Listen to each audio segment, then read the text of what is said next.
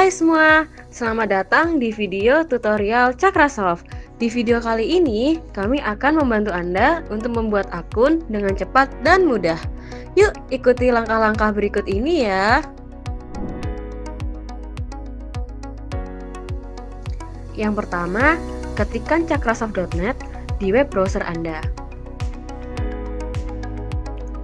Selanjutnya, Anda bisa pilih modul sesuai kebutuhan Anda, lalu isi jumlah kamar dan outlet yang Anda miliki. Klik tombol Next. Nah, di sini Anda bisa isi data diri Anda secara lengkap.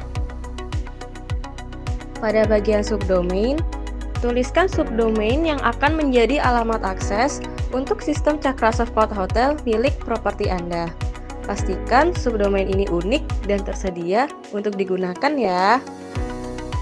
Kemudian, klik tombol Sign Up. Kemudian, Anda akan menerima pemberitahuan untuk melakukan verifikasi melalui email yang telah Anda daftarkan tadi. Buka email Anda dan buka kotak masuk email Anda dan klik link verifikasi yang tersedia.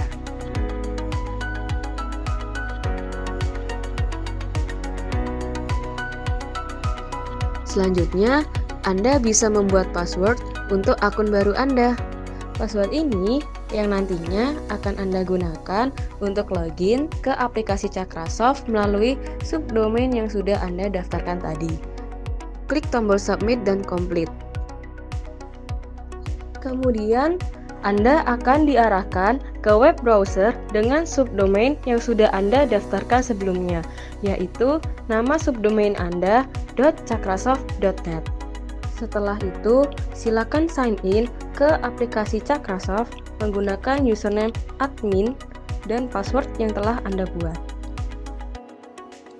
Setelah berhasil masuk ke akun Anda akan disambut oleh halaman welcome. Nah, di sini klik tombol next untuk melanjutkan. Di halaman berikutnya, Anda bisa mengisi informasi perusahaan Anda, termasuk menambahkan logo perusahaan. Jika sudah selesai, Anda bisa klik next untuk lanjut. Sekarang, kita masuk ke pengaturan format. Di sini, Anda bisa menyesuaikan pengaturan sesuai kebutuhan. Jangan khawatir, pengaturan ini bisa diedit kembali kapan saja nantinya. Pada halaman ini terdapat audit date. Audit date ini adalah tanggal sistem yang akan tercatat dalam setiap transaksi yang diinput pada operasional. Selanjutnya ada time zone. Time zone ini adalah format untuk mengatur waktu dan tanggal berdasarkan wilayah. Short date format. Ini untuk mengatur cara penulisan urutan tanggal. Misalnya, memulai penulisan tanggal dengan tahun atau tanggal terlebih dahulu. Kemudian ada date separator. Ini untuk mengatur bagaimana tanggal dipisahkan. Contoh, pemisah tanggal bisa menggunakan garis miring, tanda hubung strip, titik, atau koma. Currency format.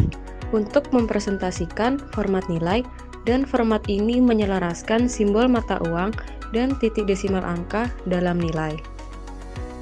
Decimal separator. Simbol yang digunakan untuk membedakan antara bilangan bulat dan bagian desimal dari suatu angka. Pemisahan bilangan ini bisa menggunakan tanda titik atau tanda koma. Thousand separator digunakan untuk memisahkan angka ribuan dalam angka besar sehingga lebih mudah untuk dibaca. Pemisahan angka ribuan bisa menggunakan tanda titik atau tanda koma. Klik tombol next untuk melanjutkan. Langkah berikutnya adalah mengisi informasi tentang tax and service. Pastikan semuanya sesuai dengan kondisi properti Anda. Oh ya, halaman ini juga fleksibel, jadi Anda bisa ubah kapanpun ketika diperlukan.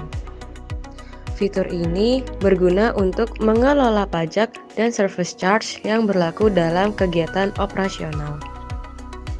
Pengaturan tax and service dapat dilakukan secara manual dengan memasukkan nilai ke dalam form, atau secara otomatis dengan memilih opsi di drop-down menu Default Tax and Service yang sudah tersedia dalam sistem.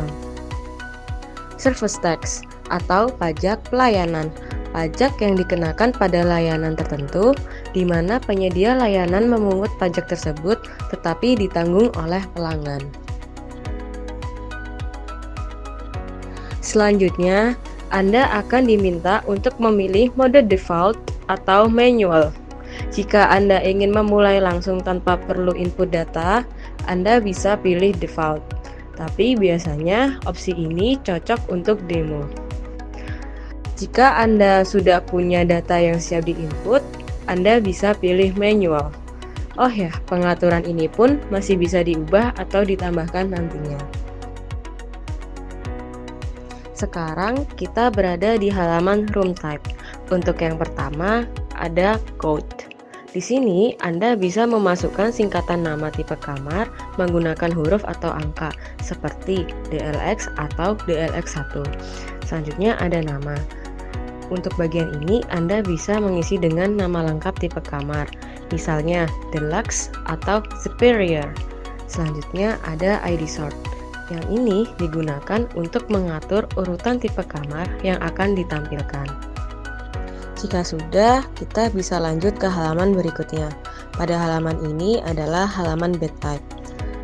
Masih sama seperti yang sebelumnya, di sini ada code. Masukkan singkatan nama tipe bed menggunakan huruf atau angka, seperti DBL atau DBL1. Ada nama lengkap tipe bed seperti double, twin, atau king.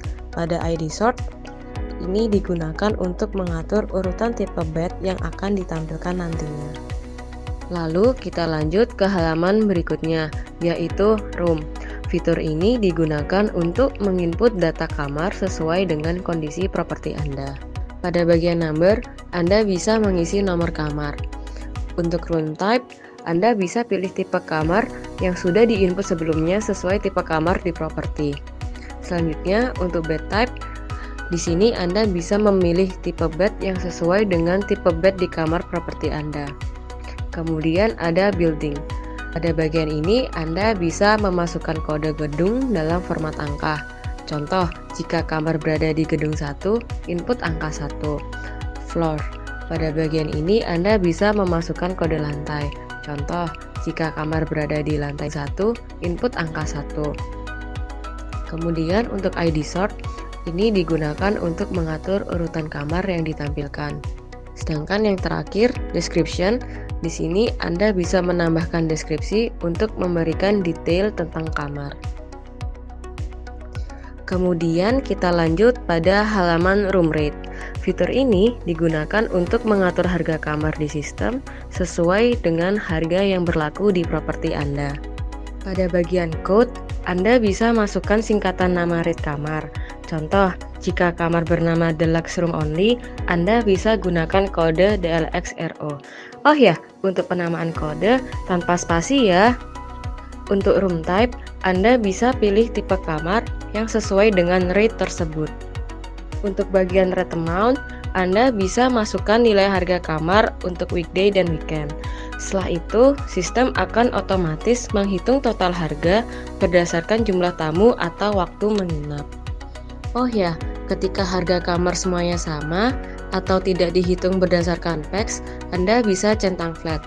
Maka sistem akan otomatis menutup form penginputan harga kamar berdasarkan PAX dan sistem pun otomatis mengisikan nilai room rate yang sudah diinput pertama kalinya.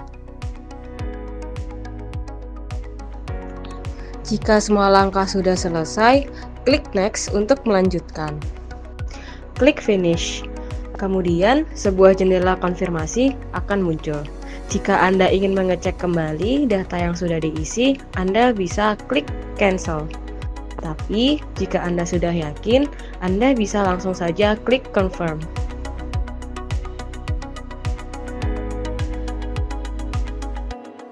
Sekarang, Anda sudah berada di dashboard aplikasi Cakrasoft. Selamat menggunakan!